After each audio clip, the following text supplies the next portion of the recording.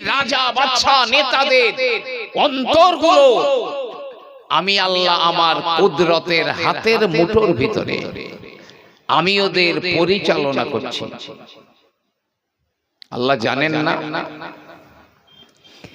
মুসলমানরা নিপীড়িত নির্যাতিত হচ্ছে? আল্লাহ পাক জানেন না? সব জানেন। আল্লাহ রাব্বুল আলামিন বলেন, এই দুনিয়ার মানুষেরা, যারা তোমাদের সম্পত্তিগুলো কেড়ে নিল, এই তো দেখা গেল ওয়াকফ সম্পত্তিগুলো গায়ের জোরে জোর করে আমাদের ওয়াকফ সম্পত্তিগুলো আইন করে নিয়ে নিল। ওয়াকফ সম্পত্তি শেষ। পরের স্টেজে কবরের স্থানে যদি মা বাপ আপনজনদের কবর দিতে হয়, পারমিশন নিয়ে আসতে হবে যে মসজিদ থাকবে, মাদ্রাসা থাকবে না, যাবে আর আমার আপনার এখতিয়ারে থাকবে না। কেড়ে নিয়েছে। কত মুসলমানদের পিটিয়ে পিটিয়ে পিটিয়ে মেরে ফেলে দেওয়া হলো। রাষ্ট্র কিন্তু নীরব, তার কোনো বিচার হয় না। রাষ্ট্র নীরব। আল্লাহ দেখছেন না? দেখছেন। আমার আল্লাহ রাব্বুল আলামিন বলেন, শুনে রাখো হে দুনিয়ার মানুষেরা, ওই কাফেরেরা, অবিশ্বাসীরা, ওরা হলো আমি আল্লাহ আমার জাল্লাদ, আমার হয়ে জাল্লাদের কাজ করছে। ওরা আমার জাল্লাদ। তোমরা যদি মনে করো যে ওরা আমাদের সম্পত্তি কেড়ে না নিক, আমাদের জীবনগুলো না ধ্বংস করে দিক, এই আপনাদের দিকে SIR এর ফর্মগুলো রিটার্ন এসছে কিনা আমি জানি না, যে তবে কত মানুষের ফিরে এসছে, হিয়ারিং এ যেতে হবে। আর এই খবর শুনে কত মানুষ যে হার্ট ফেল করে মরে গেছে তার ইয়াত্রা নেই। আবার আগামী 14 তারিখে ফাইনাল লিস্ট বেরোবে, সেখানে যে আবার কত মানুষ হার্ট ফেল করে মরবে আল্লাহ পাকই জানেন। আমার তো মনে হয় ফিরে আসতো না। এই আপনার ফর্মগুলো ফিরে আসতো না। ওরা তো বিশেষ করে টার্গেট করছে একটি জাতির উপরে, মুসলমানদের উপরে টার্গেট করছে। এত বাদ দেবো, তত বাদ দেবো বলতে পারতো না। তো আল্লাহর হয়ে কাজ করছে ওরা। আল্লাহ রাব্বুল আলামিন বলেন, তোমরা যদি ওটা খারাপ মনে করো, ওরা তোমাদের কি করছে? অত্যাচার করছে, জুলুম করে। এটা যদি তোমরা খারাপ মনে করো, ওদের বদনাম দিও না। আমি আল্লাহ পাক আমার সঙ্গে তোমরা সম্পর্ক তৈরি করে নাও। আমার আল্লাহ রাব্বুল আলামিন বলেন, আল্লাহ পাক বলেন, হে দুনিয়ার মানুষেরা, তুবু ইলাল্লাহি জামিআন আইয়ুহাল মুমিনুন, হে ঈমানদারেরা, তোমরা একই সঙ্গে আল্লাহর কাছে তওবা করে নাও, লাআল্লাকুম তুফলিহুন, তোমরা সফল হয়ে যাবে। আল্লাহ পাক বলেন, আজ যদি আমার কাছে তওবা করে নাও, আমার সঙ্গে যদি সন্ধি করে নাও, আমি আল্লাহ পাক ওই রাজা বাদশাদের অন্তরগুলো আমি আল্লাহ পাল্টি করে দেব। সব আমার হাতের মধ্যে। অবিশ্বাসের কোনো জায়গা নেই। আল্লাহ বলছে, আমি আবার ওই অন্তরগুলো পাল্টি করে দেব।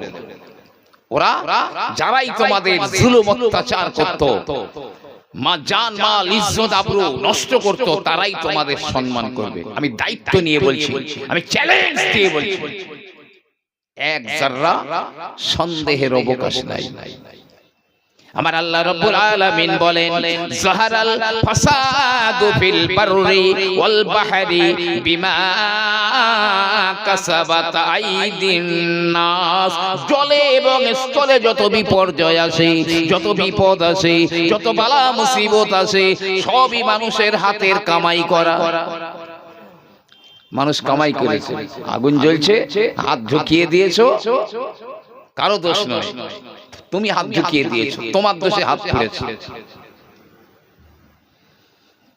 যে অপর জায়গায় আমার আল্লাহ রাব্বুল আলামিন বলেন, মা আসাবাকুম মিন মুসিবাতিন ফাবিমা কাসাবাত আইদিকুম, এমন একটা বিপদ তোমাদের কাছে আসে না, এমন একটা মুসিবত তোমাদের কাছে আসে না যা তোমরা নিজেরা, তোমাদের হাতগুলো কামাই করে না, তোমরা নিজেরা কামাই করো না।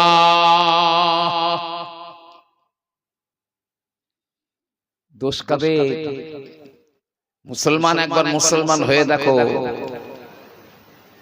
আল্লাহ রাব্বুল আলামিন বলেন, এই দুনিয়ার ইমানদার মানুষেরা শুনে রেখে দাও, ইয়া আইয়ুহাল্লাযীনা আমানু, ও ইমানদারেরা, আমিনু বিল্লাহি ওয়া রাসূলিহি, তোমরা আল্লাহর উপরে ঈমান আনো এবং রাসূলের উপরে ঈমান আনো। ভাই, ঈমানদারদের আল্লাহ ঈমান আনতে বলছেন, ব্যাপার আল্লাহ পাক কিন্তু বলেননি ইয়া আইয়ুহাল্লাযীনা কাফারু আমিনু বিল্লাহি, এ কাফেররা আল্লাহর উপর ঈমান আনো, এই কথাটা বলেন। বলছে এই ঈমানদারেরা তোমরা আল্লাহর উপর ঈমান আনো আর রাসূলের উপর ঈমান আনো। আমরা তো সবাই আল্লাহকে আল্লাহ বলে মানি, নবীকে রাসূল বলে মানি, তাহলে কেন বলছেন? আসলে এই যে ঈমান নিয়ে বেঁচে আছি, কারো ঈমানে পক্ষাঘাত হয়েছে, কারো ঈমানে প্যারালিসিস হয়েছে, কারো ঈমানে ডায়রিয়া হয়েছে, এই ঈমান নিয়ে হারগিজ চলতে পারে না। আল্লাহ রাব্বুল আলামিন বলেন, ওয়ালা তাহিনু ওয়ালা তাহজানু ওয়া আনতুমুল আ'লাউনা ইন কুনতুম মুমিনিন, ভয় করো না, চিন্তা করো না, তোমরাই তো বিজয়ী হবে যদি তোমরা ঈমানদার হও। এই বিজয়ী হতে পারছি না কেন? ओई दाल में कुछ काला है, और ईमान में कुछ खतरा है। ईमाने कैंसार হয়েছে, প্যারালিসিস হয়েছে ঈমানে। নতুন করে ঈমান আনো, আল্লাহর মদদ আসবেই আসবে। ভাই, নমরুদ কম চেষ্টা করেছিল মুসলমানদের ধ্বংস করার জন্য, যে কম চেষ্টা করেনি। ইব্রাহিম নবীকে আগুনে পর্যন্ত ফেলে দিয়েছে। নমরুদ বলছে, ইব্রাহিম যুদ্ধ করো, যুদ্ধ করবে আমার সঙ্গে, চলো। ঠিক আছে, যুদ্ধ হবে, চলো। যুদ্ধের ময়দানে গিয়েছে। নমরুদ বাহিনী তো অগণিত, অস্ত্রে শস্ত্রে সুসজ্জিত, আর ইব্রাহিম আলাইহিস সালাম গুটি কতক মানুষ নিয়ে খালি হাতে যুদ্ধের ময়দানে গিয়েছে। নমরুদ বাহিনীরা তো হেসে বাসে না, আরে ইব্রাহিম কি নিয়ে যুদ্ধ করবে, ওই কজনা, তাও তো আবার তোমাদের কাছে কোনো অস্ত্র নেই, আর আমাদের বাহিনী দেখছো কি শক্তি, আমাদের কি পাওয়ার। ইব্রাহিম নবী কিচ্ছু বললেন না। যে জানে, তিনি জানেন আল্লাহর মদদ আসবেই আসবে। আকাশটা অন্ধকার হয়ে গেল, অন্ধকার হয়ে গেল। না না না, মেঘ নয়, মশা, মশা, মশার ছাঁ নমরুদ বাহিনীকে গিয়ে এক একটা কে কামড়ায়, আর সে জাহান্নামেই হয়ে যায়। নমরুদ দেখলো ভাবগতিক ভালো নয়, দৌড়াচ্ছে, সারা বেঈমানটা দৌড়াচ্ছে। আল্লাহ একটা হ্যান্ডিক্যাপ মশা পাঠিয়ে দিয়েছে, খোঁড়া, এক পায়ে খোঁড়া যে পাঠিয়ে দিয়েছে। খোঁড়া হ্যান্ডিক্যাপ মশাটা নমরুদের নাকের ভিতরে ঢুকে ওর মগজে উঠে গিয়ে কামড়াচ্ছে, ছটফট করছে, মাথায় মারছে। মশাটা তো চুপ করছে, একটু আরাম লাগছে। যেই মারা বন্ধ করে আবার সেই কামড়ায়, যন্ত্রণা হয়। তো কত নিজে মারবে, একটা লোক রেখে দিয়েছে, এই তুই আমার মাথায় মারায়। মাথায় মারছে যে, তা ও কতক্ষণ সহ্য করবে? শেষ রেশর খড়ম ছিল, খড়ম দিয়ে মেরেছে মাথায় জোরে, মাথাটা ফেটে ফাঁকা হয়ে গেল, মশাটা আপন জায়গায় উড়ে চলে গেল, নমরুদ জাহান্নামী হয়ে গেল, ধ্বংস হয়ে গেল। সে আল্লাহ তো আছেন, শুধু অভাব, ঈমানের অভাব। ঠিক আল্লাহ সাহায্য করবেনই করবেন। ফেরাউন কম চেষ্টা করে না।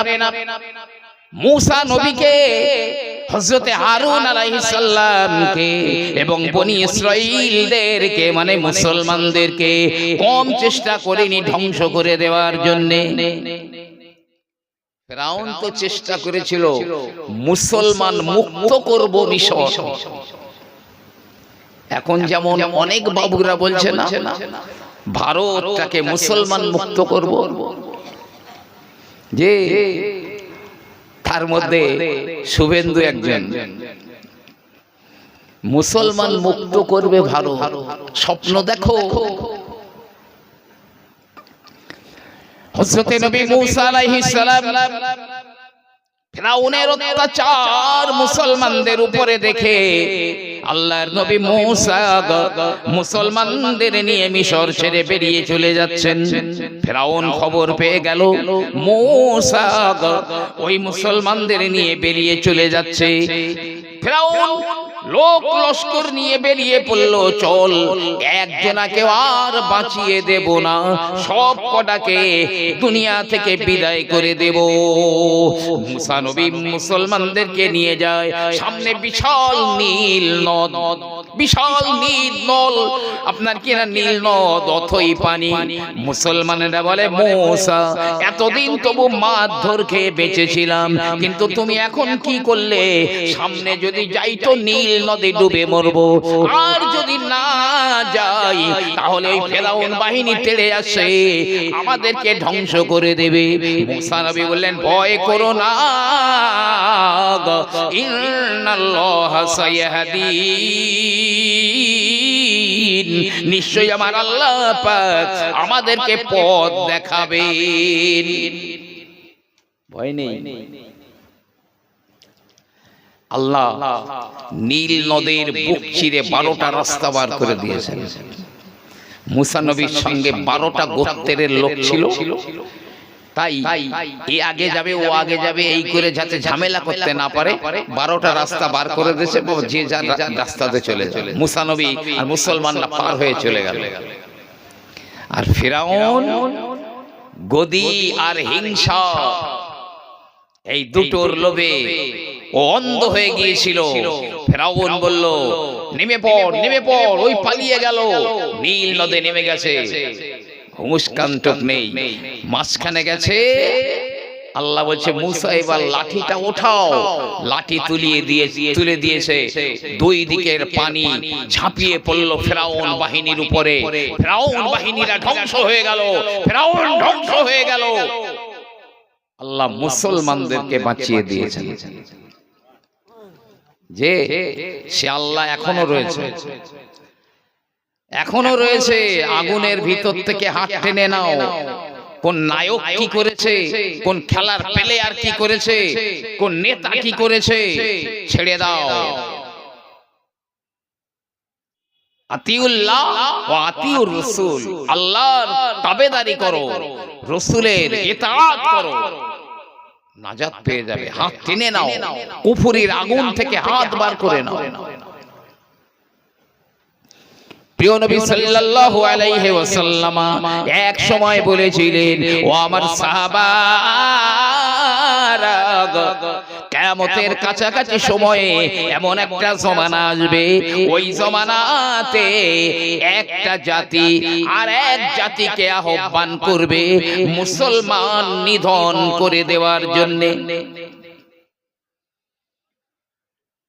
ধর্মীয় ব্যাপারে একজনের সঙ্গে, এক জাতির সঙ্গে আর এক জাতির মিল না থাকতে পারে, মিল নেই, কিন্তু মুসলমান মারবার দিক দিয়ে সব জাতি এক।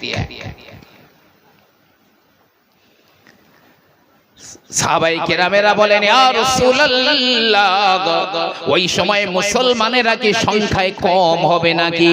আল্লাহর নবী বললেন না না, তারা বরং সংখ্যায় অনেক বেশি হবে, সংখ্যাধিক্য হবে, তবে তাদের অন্তরে আমার আল্লাহ পাক কাপুরুষতা সৃষ্টি করে দেবেন, ওরা সমুদ্রের ফেনার চাইতেও মূল্যহীন হয়ে যাবে। সমুদ্রের ঢেউ কিনারে লেগে লেগে ফেনা হয়, গেঁজা হয়, ওর যেমন কোনো মূল্য নেই, মুসলমানরা ঠিক ওই রকম মূল্যহীন হয়ে যাবে। সাহাবারা বললেন ইয়া রাসূলুল্লাহ, তাদের মধ্যে কাপুরুষতা ঢুকিয়ে দেওয়া হবে কেন? প্রিয় নবী সাল্লাল্লাহু আলাইহি ওয়াসাল্লাম বললেন ও বাবারা, এক নাম্বার তারা দুনিয়ার প্রতি মহব্বত তাদের আঁকড়ে ধরবে, তারা দুনিয়াকে বড় ভালোবাসবে। দুই নাম্বারে মৃত্যুকে তারা ভয় করবে। দুটো কারণে আমার আল্লাহ ওদের অন্তরে কাপুরুষতা সৃষ্টি করে দেবেন, ওরা সমুদ্রের চাইতে সমুদ্রের ফেনার চাইতে মূল্যহীন হয়ে যাবে। একেবারে বাস্তব। বেঁচে থাকলে দেখবেন, আমি গুনাহগার বলে যাচ্ছি, সেদিন আমি থাকবো বেঁচে না থাকবো না, এই গুনাহগারটার কথা ইনশাআল্লাহ মনে হবে আল্লাহ কিভাবে সহযোগিতা করবেন। আবু জেহেল বলেন, আবু লাহাব বলেন, উতবা বলেন, সাইবা বলেন, কাট্টা বেঈমান কাফেরেরা মুসলমানদের উপরে কি জুলুম আর নির্যাতন না করেছে, তবে আমার আল্লাহ রাব্বুল আলামিনের দ্বীনকে তারা ধ্বংস করে দেওয়ার জন্য, মিটিয়ে দেওয়ার জন্য তারা চেষ্টার ত্রুটি করেনি। কিন্তু না, আবু জেহেল জাহান্নামী হয়ে গেল, আবু লাহাব জাহান্নামী হয়ে গেল, উতবা সাইবা রবিয়া এরা সব জাহান্নামী হয়ে গেল। আমার আল্লাহ পাক তার দ্বীনকে জিন্দা করে দিলেন, আজও চলছে, কিয়ামত পর্যন্ত চলবে। আল্লাহ পাক বলছেন ইউরিদুনা লিইউতফিউ নূরাল্লাহি বিআফওয়াহিহিম, ওরা মনে করছে ফু দিয়ে নিভিয়ে দেব ইসলামের বাতিটা, ইসলামের আলোটা ফু দিয়ে নিভিয়ে দেব। ফু দিতে এসো, তোমার মুখ পুড়ে হনুমান হয়ে যাবে, মুখ পুড়ে হনুমান হয়ে যাবে, তোমার দাড়ি পুড়ে যাবে। আল্লাহ বলছে কাফের বেঈমান ওরা যতই খারাপ মনে করুক, আমি আল্লাহ আমার দ্বীনকে আমি জিন্দা করে দেব, আমার দ্বীনের আলোটাকে পরিপূর্ণ করে দেব। একবার জোরে বলুন না সুবহানাল্লাহ। ও দিন তো আনে ওয়ালা হ্যায়, সেই দিনটা তো কাছাকাছি। জানেন এই জনগণের উপরে জুলুম আর অত্যাচার, এটা আমার আল্লাহ বরদাস্ত করেন না। 2023 সাল থেকে 2025 সাল পর্যন্ত যে স্বৈরাচারী, জালেম, অত্যাচারী বাচ্চা 4 জনাকে আল্লাহ লাথি মেরে বার করে দিয়েছে, গদি থেকে লাথি মেরে বার করে দিয়েছে। নাম্বার 1 শ্রীলঙ্কার প্রধানমন্ত্রী, যে জনগণের উপরে জুলুম অত্যাচারের স্টিম রুলার চালিয়ে দিয়েছিল, জনগণ আন্ডার প্যান্ট পরিয়ে লাথি মেরে বার করে দিয়েছে। করেছেন তো আমার আল্লাহ, ওদের দিয়ে করিয়েছে। 2 নাম্বার, ম্যাডাম গোসল করছেন, ম্যাডাম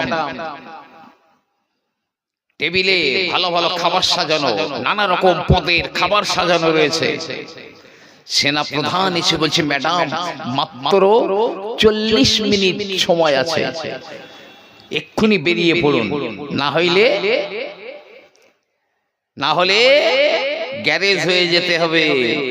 ম্যাডামের আর খাওয়া হলো না, বেরিয়ে পড়লেন। আমরা সসম্মানে তাকে মেহমান করে রেখে দিয়েছি আমাদের দেশে। কত আলেম, কত হাফেজ, যে কত ইমাম সাহেব, কত মুসলমানদের উপরে অত্যাচারের স্টিম রুলার চালিয়ে দিয়েছিল, আল্লাহ ঘাড় ধাক্কা দিয়ে বার করে দিয়েছেন। শিক্ষা নিতে হবে। তারপরে সিরিয়ার প্রেসিডেন্ট বাশার আল আসাদ, নাম শুনেছেন তো? সিরিয়ার প্রেসিডেন্ট বাশার আল আসাদ সিরিয়ার একটা মসজিদে 27 বছর নামাজ হতে দেয়নি। আর জুলুম অত্যাচার তো এইভাবে চলেছে। জনগণ ছেঁড়া আন্ডার প্যান্ট পরিয়ে বার করে দিয়েছে। কোথায় আছে তিনি কেউ জানে না। তার সেই দামি গাড়িটা দাম কত জানেন? 4.5 কোটি টাকা দাম। চুপ করে দাঁড়িয়ে রয়েছে। এগুলো জুলুম আর অত্যাচারের পরিণতি। আর 4 নম্বর নেপালের প্রধানমন্ত্রী, আপনারা দেখেছিলেন হেলিকপ্টারে সব ঝুলে পালাচ্ছে। নেপালের প্রধানমন্ত্রী মূল্য বৃদ্ধি করছে, মূল্য বৃদ্ধি দিনের পর দিন হয়ে যাচ্ছে। জনগণের উপরে কি জুলুম অত্যাচার, তাকেও আন্ডার প্যান্ট পরিয়ে বার করে দিয়েছে।